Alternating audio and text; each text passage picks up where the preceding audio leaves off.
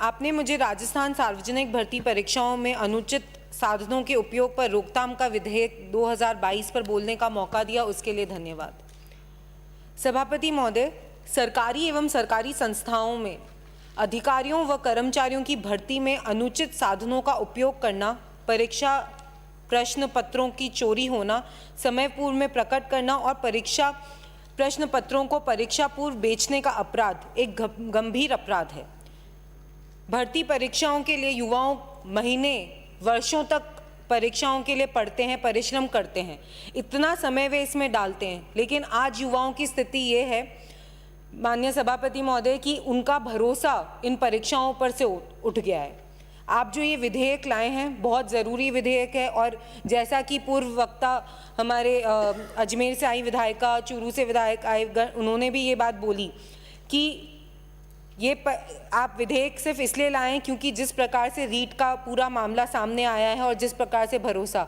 लेकिन सभापति महोदय, आपको मैं एक बात बताना चाहूँगी कि इस परीक्षा के बाद जो हुआ था और जिस तरीके से ये बच्चों के मन से, युवाओं के मन से जो खिलवाड़ हुआ है,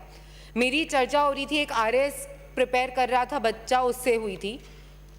उसने बोला, मैंने कहा तो आपकी प्रिपरेशन अच्छी हो गई, और उसने बोला करने का मतलब क्या है, हम प्रिपेयर करेंगे और अगली बार वापस से ये चोरी हो जाएगा या कुछ ना कुछ होगा।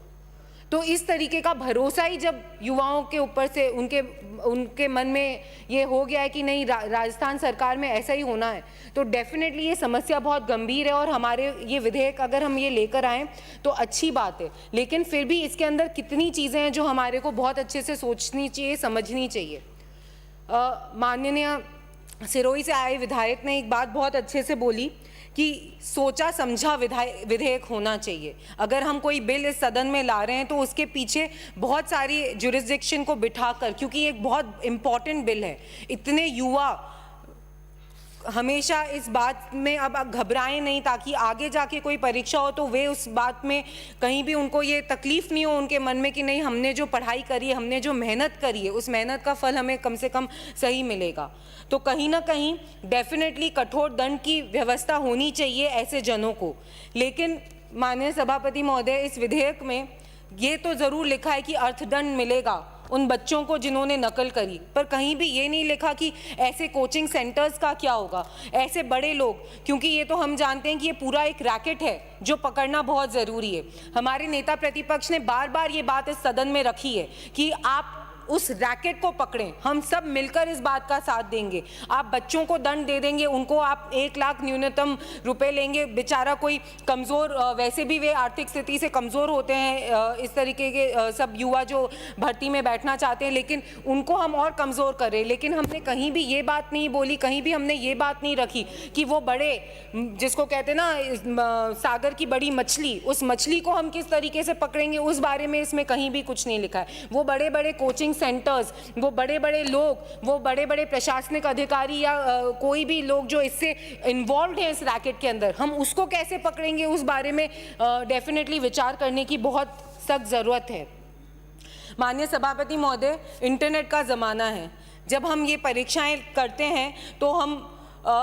पूरे उस जगह का इंटरनेट बंद करते हैं, हम ऐसे सब सुविधाएं करते हैं कि सुबह 9 बजे से 6 बजे तक ये नहीं चलेगा, तो भी कैसे चीटिंग हो जाती है। तो कहीं ना कहीं हमारा जो सिस्टम है वो सिस्टम वीक है, उसको हम अच्छा करने के लिए क्या कर रहे हैं। आपने बहुत अच्छा किया कि हम उन लोगों को दंड देंगे, हम डेफिनेटली उन लोगों को जो लोग इस चीटिंग में इन्वॉल्व है उनके लिए हम ज़रूर करेंगे, लेकिन उस सोर्स का क्या, जब आप कोई परीक्षा कर रहे हैं तो उसको आप स्ट्रिक्ट करने के लिए क्या कर रहे हैं, वो तो कहीं भी आप लोगों ने इसमें मेंशन नहीं करा है। एक निवेदन ये भी है मेरा आपसे माननीय सभापति महोदय कि क्या ये सब 1992 के अधिनियम में आवश्यक संशोधन करके नहीं किया जा सकता था। यदि हम हर प्रकार के अपराध के लिए अलग अलग कानून बनाएंगे तो फिर कानूनों की संख्या कितनी हो जाएगी और इनको पालना करने में बहुत बहुत कठिन होता है। एक और न्यायालय की बात इसमें करी गई कि हम एक विशेष डेजिग्नेटेड कोर्ट हम इसमें बनाएंगे। कहीं भी ये मेंशन नहीं करा कि ये न्यायालय हम सिर्फ जयपुर और जोधपुर खोलेंगे या हम सभी जिला मुख्यालयों पे न्यायालयों को खोलेंगे या इसकी संख्या क्या होगी। जब भी ये न्यायालय खुलेंगे तो इसमें दंड सीमा क्या होगी ये तय करना बहुत ज़रूरी है। माननीय सभापति महोदय, अगर कोई युवा उसको अगर उसके ऊपर किसी ने गलत इल्ज़ाम भी लगाया है तो ये न्यायालय क्या एक निश्चित समय में उनको दंड देगा या नहीं देगा, ये हमें बताना बहुत ज़रूरी है। क्योंकि अगर वो बच्चा, वो युवा इनोसेंट है तो उस इनोसेंट बच्चे के